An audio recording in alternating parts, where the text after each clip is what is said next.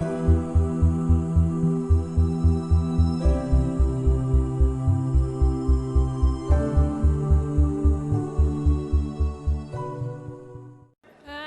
من لاله جویا از ولایت فراستم.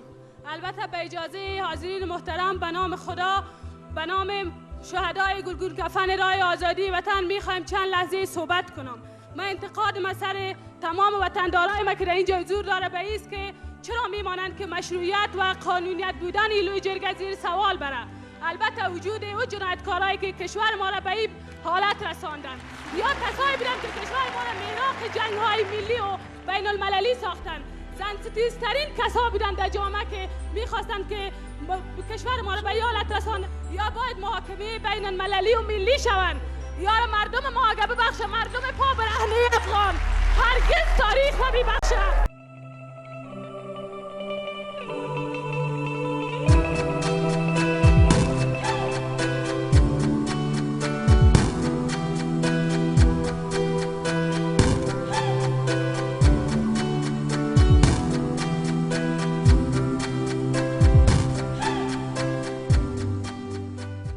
I'm hearing 20 different things why that brother got changed. And all of it is stupid.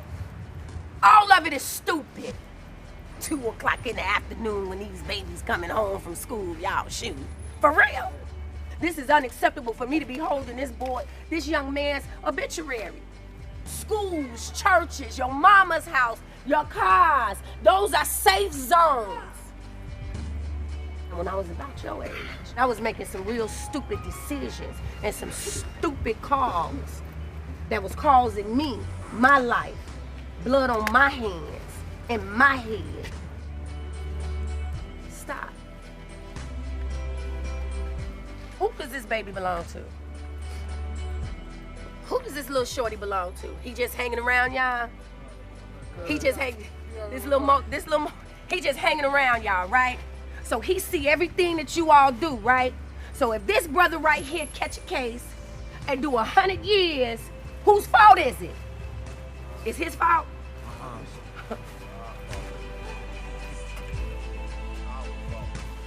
Teach him righteous.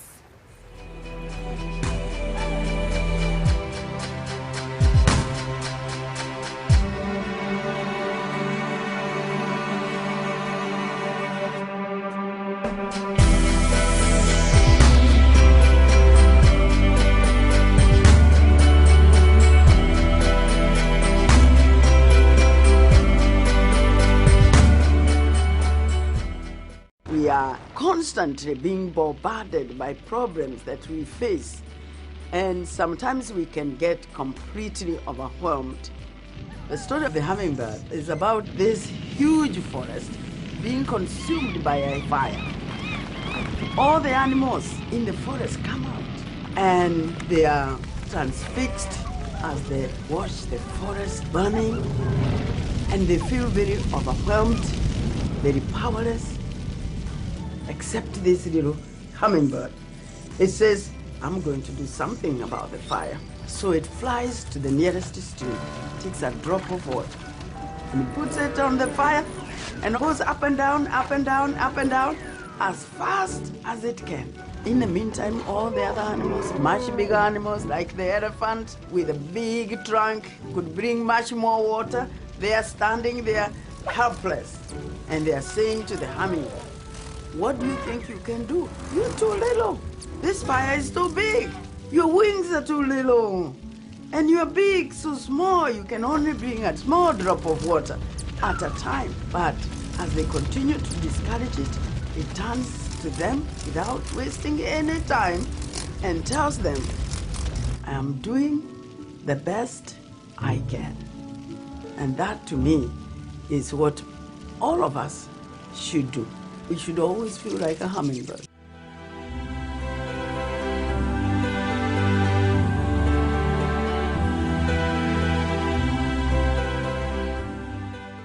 Dishes wasn't my thing. She just told me, no, it's okay, do whatever you want to do. Then my sisters, even they were not happy. But sometimes I had to help them, but it was always a huge fight in the house. They just told me, no, we will support you the whole way, as long as you're doing us proud. before I left for the World Championships, they just told me one thing, you know you're a winner. So it's Semenya, South Africa. I ran, I won the World Championship.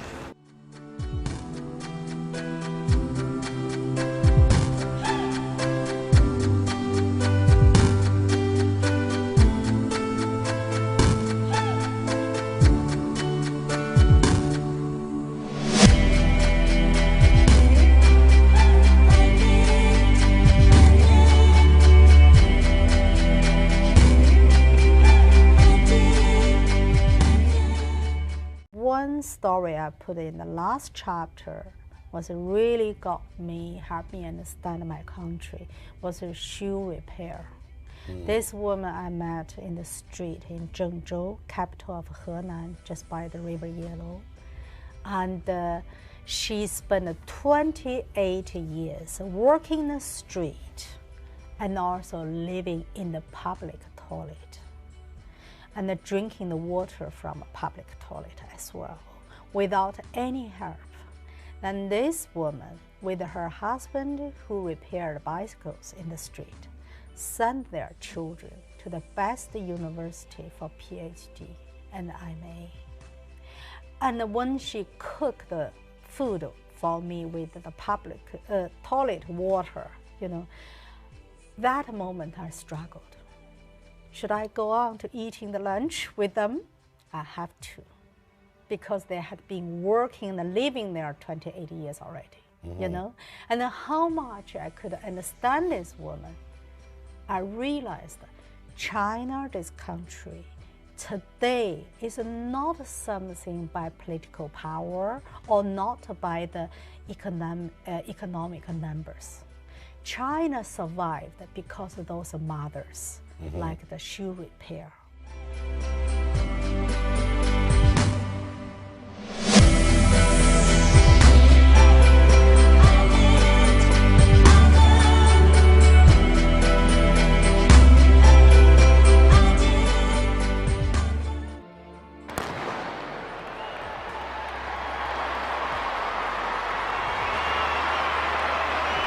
I never set out to try and change the world. I set out to become the best athlete I possibly could.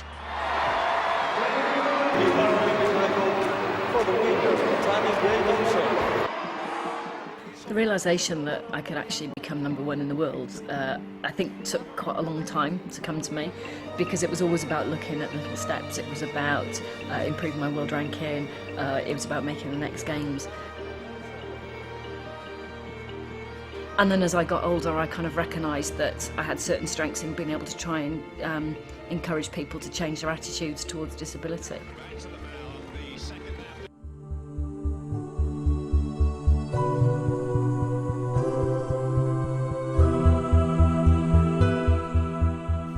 But by far the worst thing we do to males, by making them feel that they have to be hard, is that we leave them with very fragile egos.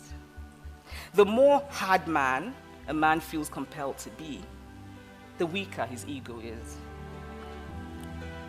And then we do a much greater disservice to girls because we raise them to cater to the fragile egos of men.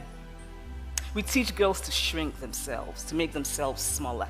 We say to girls, you can have ambition, but not too much. You should aim to be successful, but not too successful, otherwise you will threaten the man. If you are the breadwinner in your relationship with a man, you have to pretend that you're not, especially in public. Otherwise, you will emasculate him. But what if we question the premise itself? Why should a woman's success be a threat to a man? What if we decide to simply dispose of that word? And I don't think there's an English word I dislike more than emasculation. A Nigerian acquaintance once asked me if I was worried that men would be intimidated by me. I was not worried at all.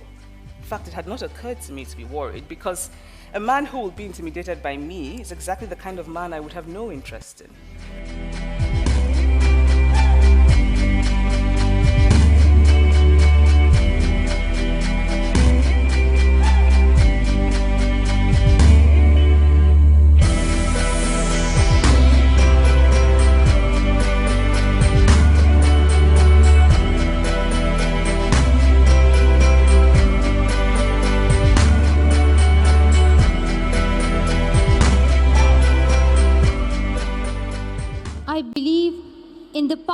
voice of women.